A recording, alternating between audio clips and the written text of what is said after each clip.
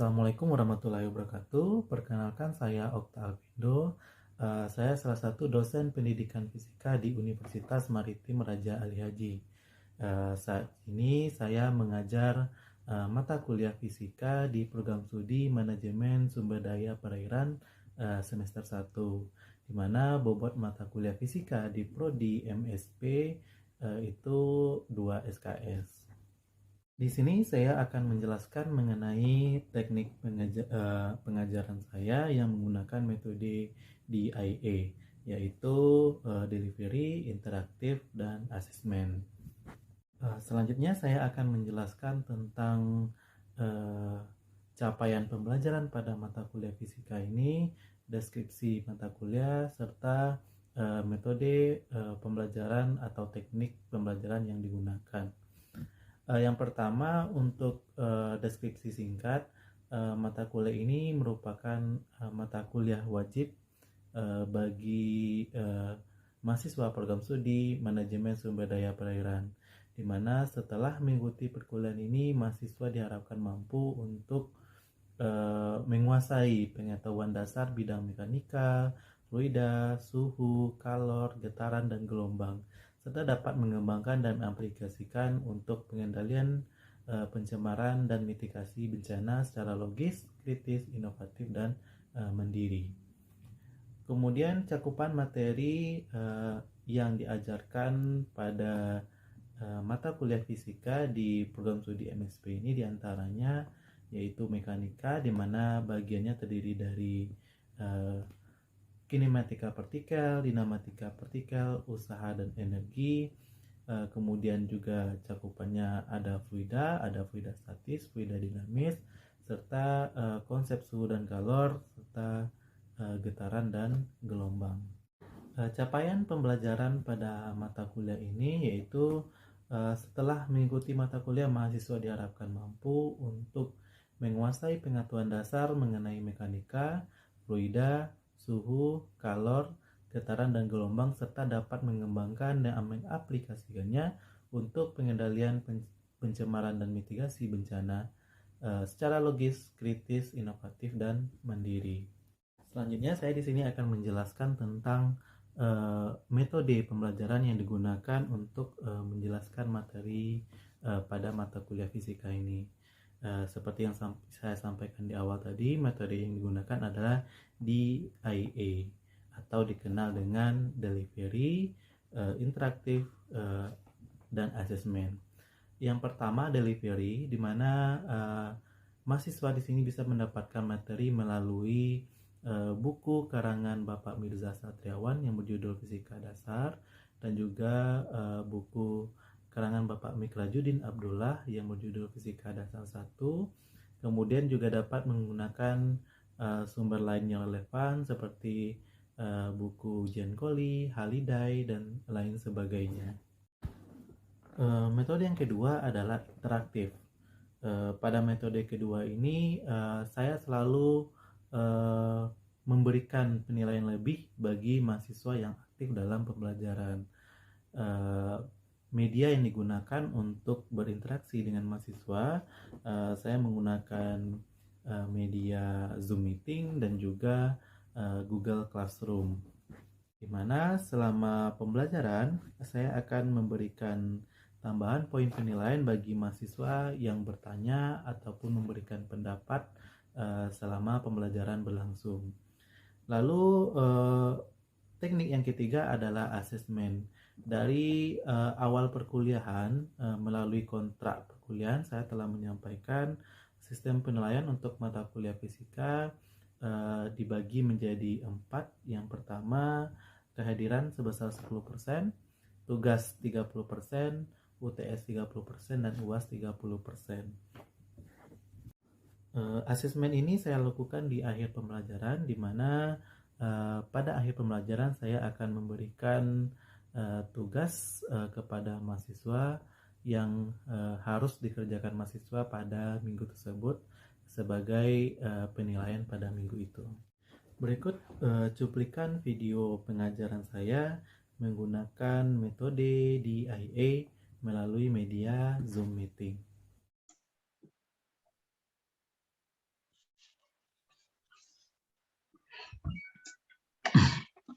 Baik, selamat siang semuanya. Kita bertemu kembali pada mata kuliah fisika. Setelah minggu lalu kita melaksanakan mid semester ya. Hari ini kita masuk materi berikutnya, di mana materi berikutnya adalah tentang usaha dan energi. Oke, untuk materi usaha dan energi diharapkan setelah pembelajaran ini semuanya mampu untuk menyelesaikan berbagai permasalahan dalam bentuk soal usaha dan energi. Di sini saya akan menjelaskan tentang materi usaha dan energi.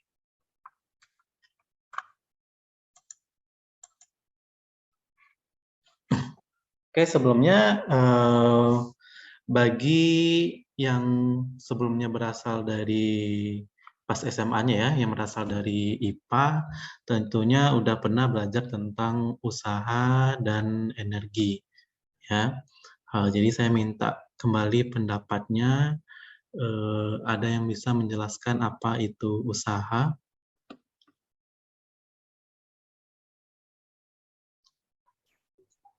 Izin, Pak.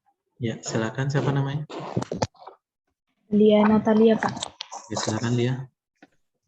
Kalau menurut saya kan, Pak, yang saya dapat selama belajar SMA itu, energi itu suatu usaha. Usaha itu suatu energi yang disalurkan dari diri kita supaya kita itu bisa berhasil menggerakkan atau menggeser suatu benda dari posisi manapun, gitu, Pak. Ya, oke. Terima kasih Lia. Ada lagi?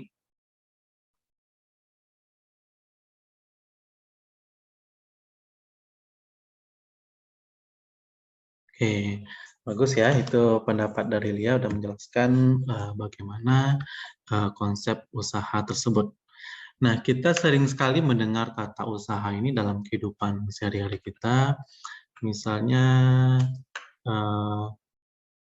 Pak Joko membuka usaha warung makan. Nah, itu usaha juga ya. Dalam kehidupan kita mendengar bahasa usaha, kata usaha juga. Namun dalam pembelajaran kita, usaha yang ada di fisika itu berbeda dengan usaha yang sering kita dengar dalam kehidupan tersebut. Nah, kita lihat di sini. Sebelumnya kita telah mempelajari tentang hukum Newton, di mana hukum Newton menjelaskan tentang bagaimana suatu gaya bekerja pada benda. Oke. Kemudian di sini nanti kita juga akan belajar tentang hukum kekekalan energi, ya. Selain itu, nah kini di sini sekarang kita lihat usaha tersebut. Tadi udah dijelaskan juga oleh Lia Natalia apa itu definisi usaha gitu.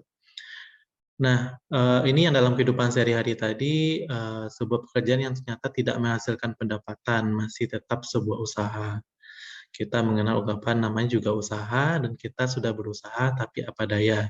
Nah, sementara usaha di dalam fisika itu, kita memberikan gaya, namun menghasilkan sebuah perpindahan. Ya, jadi kalau dalam kehidupan kita, walaupun kita berusaha, tapi walaupun tidak terjadi perubahan, itu tetap usaha juga namanya, walaupun penghasilannya tidak ada. Sementara di dalam fisika itu harus terjadi perpindahan, maka itu dikatakan sebuah usaha. Oke, ini cerita yang saya sebutkan tadi. Ada sebuah benda yang bergerak pada bidang kasar, akan ada beberapa gaya yang bekerja padanya. Yang pertama ada gaya tarik tadi yang kita lambangkan dengan F.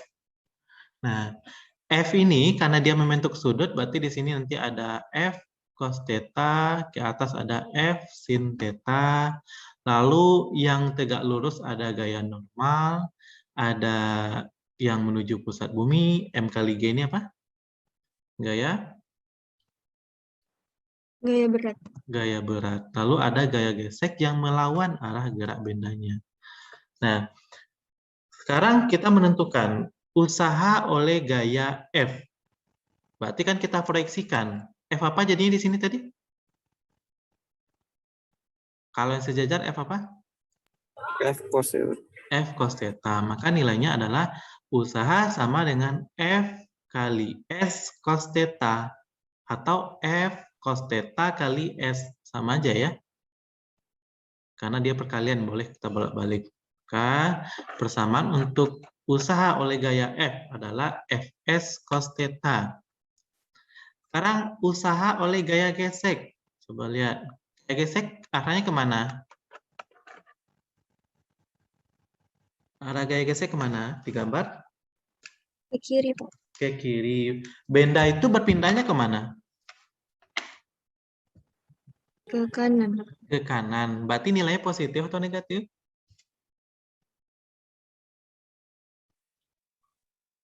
Maka nilai usahanya adalah, nah, usaha oleh gaya gesek sama dengan min F kali S. F-nya kecil itu adalah gaya gesek.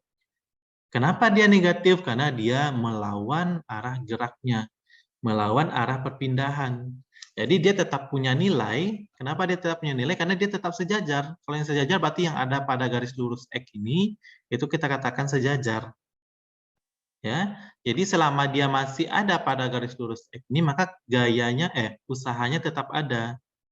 Sini tadi ada F cos theta, maka F cos theta kali dengan S. Di sini ada F gaya gesek, tapi arahnya ke kiri, maka jadinya min F dikali dengan S.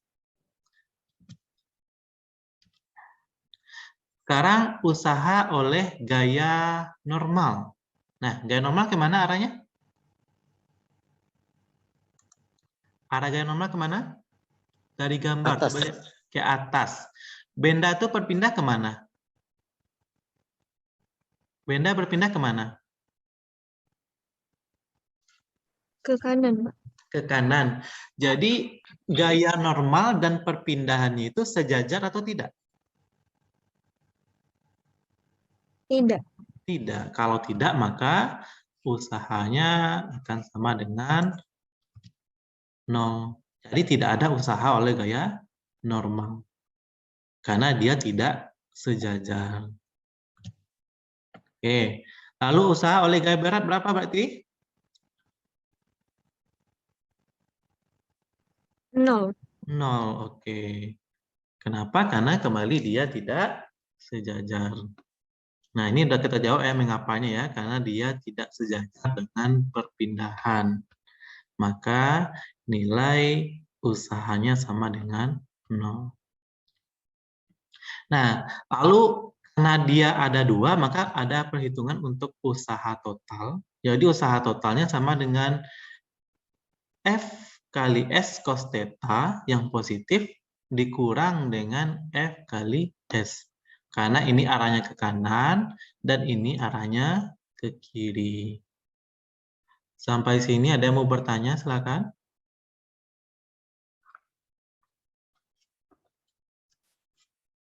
Nggak ada. Oke, kita lanjutkan. Tunggu dulu.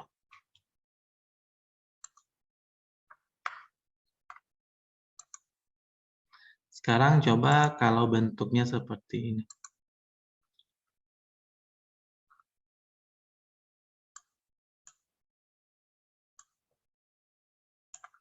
Oke, siapa yang bisa membuatkan apa rumus usaha totalnya? W totalnya itu berapa? Kalau berdasarkan gambar di atas ya.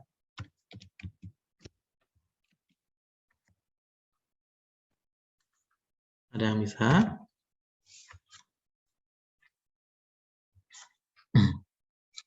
Nah, di sini kan kita udah lihat kalau di gambar itu semua gayanya sejajar ya. F1, F2, F3 sejajar. Cuma yang perlu kita lihat itu arahnya kemana gitu.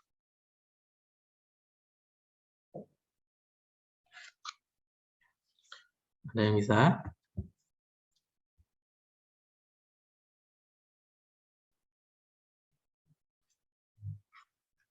Izin, Pak. Oke, silakan Lutfi.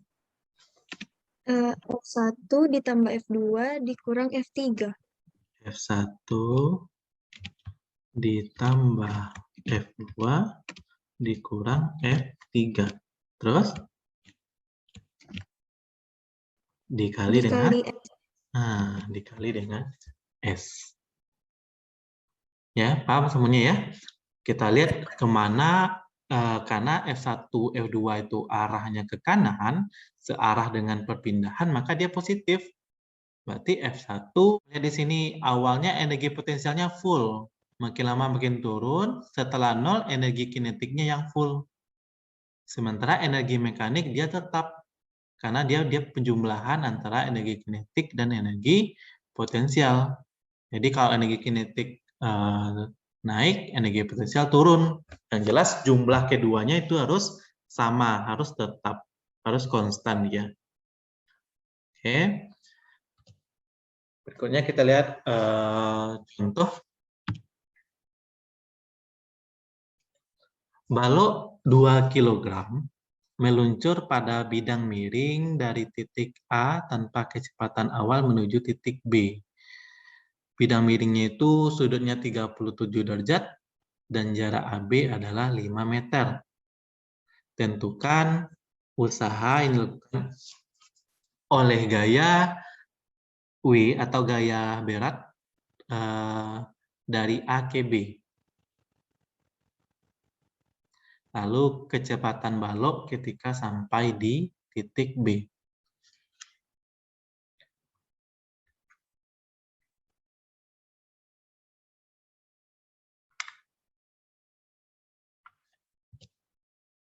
Nah, ini digambarkan gaya-gayanya ya, dapat dilihat di depan.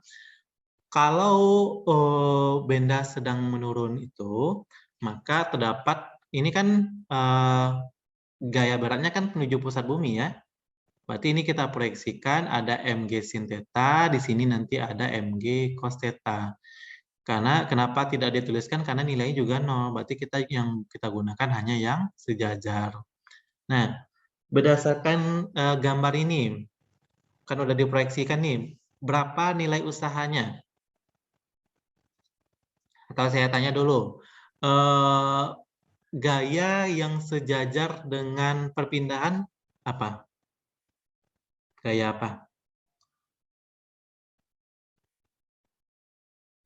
Gaya yang sejajar dengan perpindahan gaya apa di sini?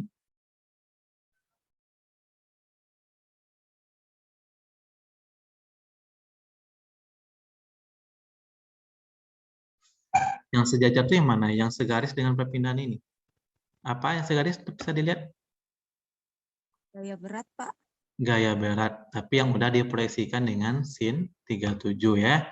Maka yang sejajar adalah mg sin 37. Perpindahannya berapa? Berapa perpindahan dari A ke B ini? 5 cm. 5 meter, lamanya meter nih. Ya, perpindahannya 5 meter, gayanya mg sin theta. Berarti berapa usahanya? Sin 37 itu 0,6 ya. Sin 37 0,6. Masanya berapa?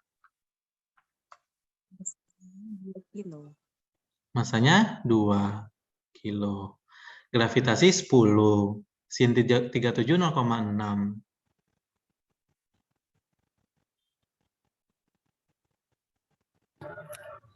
Berapa jadinya? 60. Ya, 60 ya. Tahu semuanya dapatnya dari mana 60-nya? Usaha sama dengan mg sin 37 dikali dengan S. M-nya 2, G-nya 10, sin 37 0,6, perpindahannya 5. Oke, sehingga didapatkan nilainya 60. Berikutnya, tadi diminta menghitung berapa kecepatan ya. Oke. Untuk menghitung berapa kecepatan, berarti kita butuh berapa tinggi ini. Ya. Kalau untuk menghitung tinggi ini, maka kita gunakan persamaan trigonometri. Masih ingat? Saya pindahkan ke Word aja ya.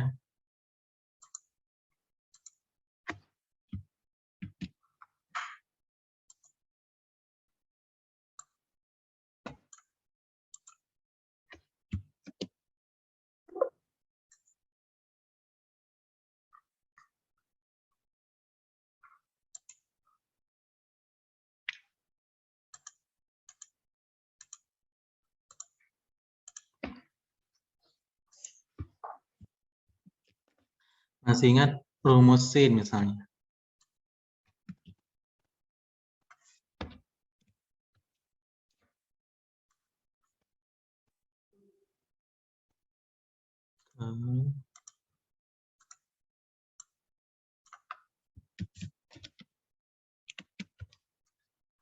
Sin sama dengan, masih ingat rumus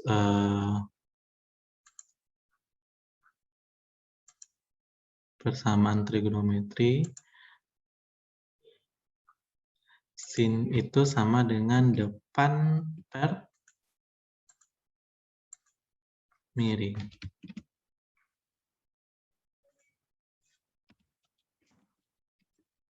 Oke, lalu kalau cos? Samping miring ya. Samping miring.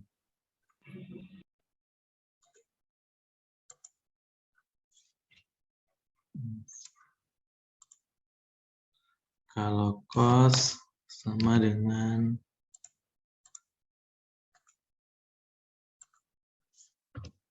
samping per miring.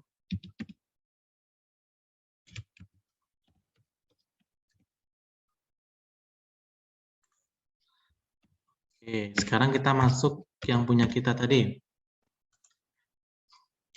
Dia tadi sinnya sin berapa? Sin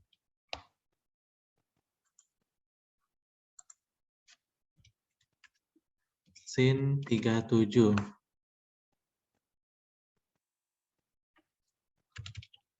Saya pakai equation aja.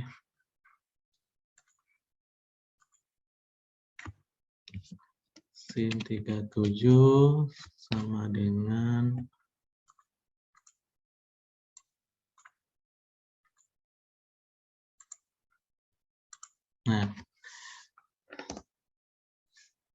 depan per miring. Kita lihat di sini di gambar kita tadi. Sisi depannya adalah H ya. H.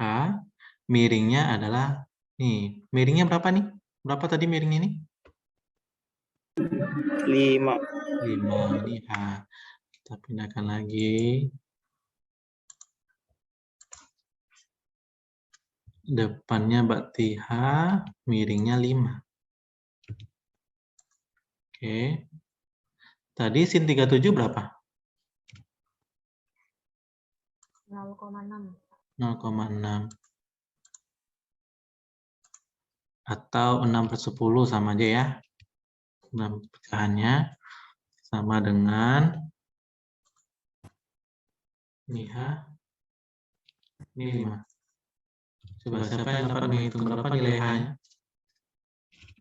Hanya 3, Pak. Dengan 3.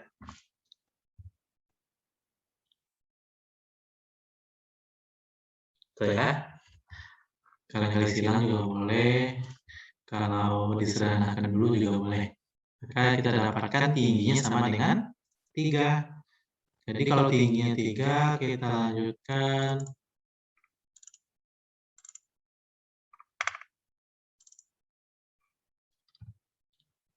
Usaha tadi sudah terjawab, kita hitung kecepatan. Kita gunakan hukum kekekalan energi. Tadi energi mekanik awal akan sama dengan energi mekanik akhir. Atau yang B sama yang B dijumlahkan akan sama dengan yang A sama yang A. Gitu ya. Kita masukkan aja tadi. Setengah M-nya 2. Ini kecepatan akhir ditanya ya. HB, kenapa HB-nya sama dengan 0? Karena kita tadi sampai ke dasar, sampai ke paling bawah. Jadi tidak ada lagi ketinggian. Oke. Yang ini kenapa ke ini 0? Karena kecepatannya 0. Jadi benda tersebut dilepas dari ketinggian. Jadi tidak ada kecepatan di sana. Lalu yang tingginya tadi yang kita dapatkan nilainya 3 ya. Nih. Ini kita dapatkan sama dengan punya kita tadi. Karena tinggal masukkan angka, berarti di sini jadinya VB kuadrat. Ini 2 sama 2 habis ya, silang ya. VB kuadrat akan sama dengan 2 kali 10 kali 3. 60. Ya. Kita untuk menghilangkan kuadrat berarti diakarkan. Maka PB sama dengan akar 60 meter per sekund. Oke, sampai di sini ada yang mau bertanya?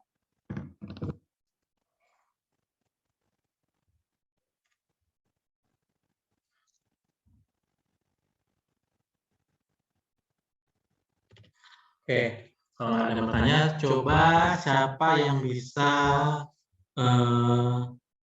menyampaikan persamaan dari energi kinetik tadi apa? Rumus energi kinetik apa tadi? Setengah mv kuadrat. Ya, setengah mv kuadrat. Kalau energi potensial? M kali G. M kali G kali H. Kalau usaha tadi apa? Usaha sama dengan? F kali S. F. F. Tapi syaratnya F itu gimana tadi? Harus? Sejajar. F dan Pindahannya. harus sejajar. Atau F sejajar dengan perpindahan. Nah, itu untuk materi kita hari ini. Berikutnya silakan diperhatikan. Ini tugasnya. Sebuah benda bermassa 5 kg meluncur di atas bidang miring. Ini sama dengan yang tadi ya. Nanti PPT-nya ini saya bagikan. Katakanlah bidang miring memiliki panjang 10 meter. Hitunglah kecepatan benda di titik terendah pada bidang miring tersebut. Jadi kita bisa menggunakan hukum kekalahan energi aja ya. Jadi nanti ada panjangnya, bisa dicari tingginya menggunakan sin tadi, lalu gunakan hukum konservasi energi. Dan juga silakan dikerjakan latihan yang ada pada lembar kerja mahasiswa nanti yang saya bagikan di Google Classroom.